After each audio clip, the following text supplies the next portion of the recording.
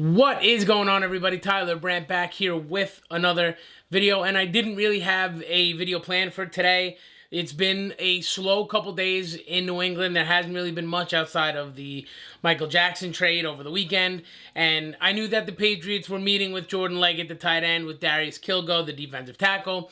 So I knew that was happening, but I didn't think that they were going to make a move right away. But all throughout the day on Monday, they made a few transactions. They added a bunch of guys to get that roster number up from 76 to 80. So we're going to go over some of the guys. They signed 4 guys. We're going to go over them. 3 of them, journeymen, kind of been around the league. And then, of course, the 4th guy, the news that broke around Monday evening, that's Lamar Miller. He's headed to New England. We're going to break that down too. So sit tight and let's get into it. Okay, so first up on the list, we are going to talk about Jordan Leggett. The former Clemson tight end was drafted to the New York Jets. He's been on both the Jets and the Buccaneers. We're going to start there. He had an opportunity with the Jets in 2017 when they had Austin Seferian-Jenkins and he got in that DWE issue and all that stuff. So he had an opportunity to really emerge or get some starting snaps with the Jets, but unfortunately he was IR'd pretty early in the season, and that kind of affected, obviously, his career and kind of his trajectory. Since he's entered the league in 2017, he's had 14 receptions, 114 yards, and 1 touchdown between playing again with the Jets and the Buccaneers. He's yet to start or crank out a starting role in an offense to this point in the NFL. And I think a fun side note is the fact that he is, at least in college, he was a huge tight end prospect. I mean, he was one of the leading receivers on the Clemson team in 2016 that Deshaun Watson led to a national championship. He actually had 700 yards and 7 touchdowns in that 2016 season. So he has had success in football, especially at a major level. With the Patriots tight end depth outside of Ozzie, and Dalton Keene, it's really anybody else's spot after that. So maybe he can rise through the ranks and, show off in camp and be that 3rd tight end spot in New England, especially with the way they're going to move Dalton Keene around. Leggett could be someone possibly that makes it out of camp. And even beyond that, I saw this crazy article, I think it was on the USA Today, that said that the Patriots were signing Jordan Leggett to try to lure Deshaun Watson here in the offseason because he's a free agent. So I don't know. That seems completely bonkers to me. I don't think that has anything to do with either one. But I'm excited to get Leggett here. I'm excited to see what he does in camp. And he's a guy that may, crack out a spot in the final 53. Next up on the list, we have defensive tackle Darius Kilgo. Now, first of all, awesome last name, Kilgo. Love it. But I think that he is coming in to fill a need that could use an interior defensive tackle, especially since Danny Shelton is no longer on the team. He, believe it or not, is a 2-time Super Bowl champion, Super Bowl 50 with the Denver Broncos and 51 with New England over the Falcons. Believe it or not, he was practice squatted for both.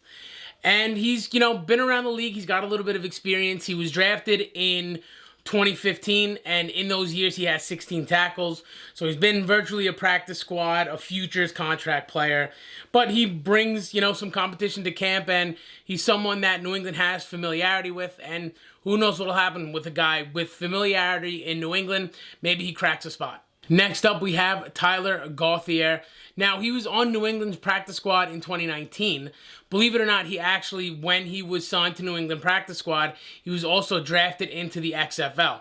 So he had to make a choice at that moment, and he decided to stay in the NFL. He decided to stay on the New England practice squad. He was later released by New England, picked up by Jacksonville, and just this past weekend, I believe he was waived by Jacksonville, and now New England picked him up again on practice squad. Again, they do have a little bit of a depth issue on the offensive line, especially considering which guys are going to fill in for Marcus Cannon. Is this a guy that's going to get regular season snaps? I'm not confident, but again, familiarity with the system. Maybe he comes in, makes a couple waves, and he ends up, again, playing in September. So the last guy here on the list of guys that were signed yesterday, of course, bringing that roster number from 79 to 80, and that is Lamar Miller. If you're a football fan, you really don't need to introduce yourself to Lamar Miller. You should know who he is. He's had a very storied career. He's been very good in Miami. He's been very good in Houston. And he's, compiled a good career for himself. Again, his career numbers, 5,864 rush yards on 1,354 attempts, which is good for a 4.3 yards per carry average. And he scored 32 career touchdowns. Now, not only is he a good runner, but he's also a good pass catcher. He's got 209 career receptions for 1,565 yards, and he's scored 8 touchdowns receiving throughout his career. So he's a dual threat back. He brings another kind of level to this back group, especially I think what makes this intriguing with Brandon Bolden opted out and with Sony Michel, his health isn't quite known yet for September.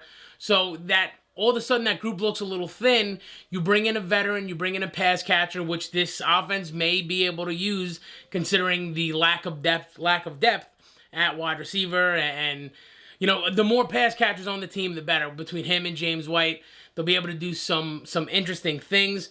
He, although just got ACL surgery in 2019, he sat out the entire season.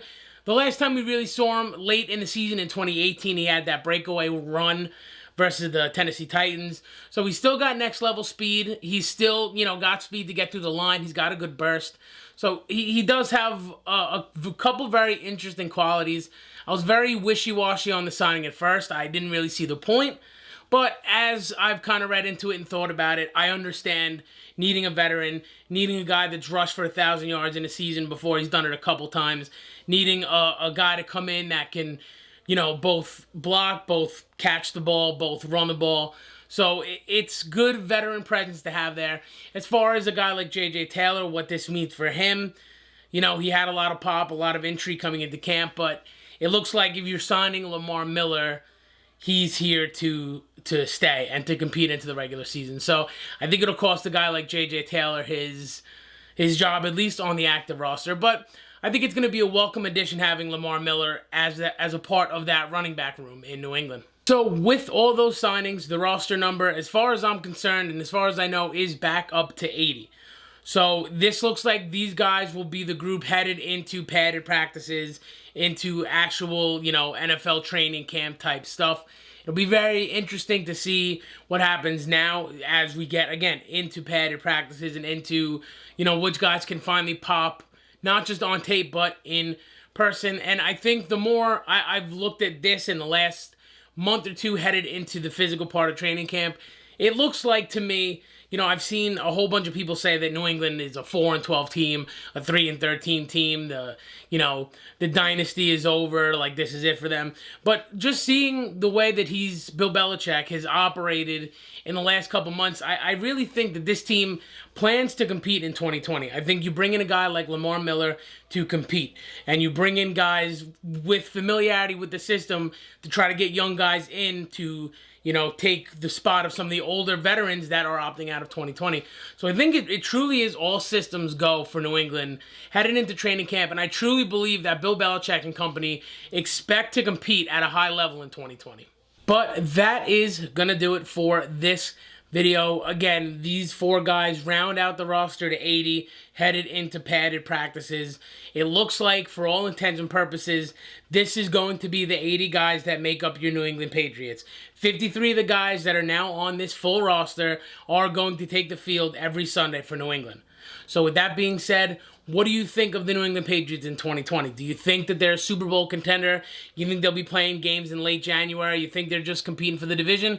You think they're a 3-13 team?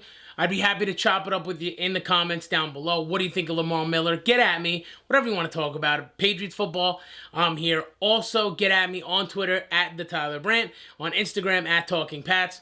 And again, if you haven't already, please subscribe. Every subscription helps. I'll say it, and I'm never going to stop saying it. We grow every single day, and I appreciate every single subscription. But until next time, once again, I'm Tyler Brandt. Be good, and I'll catch you on the next video.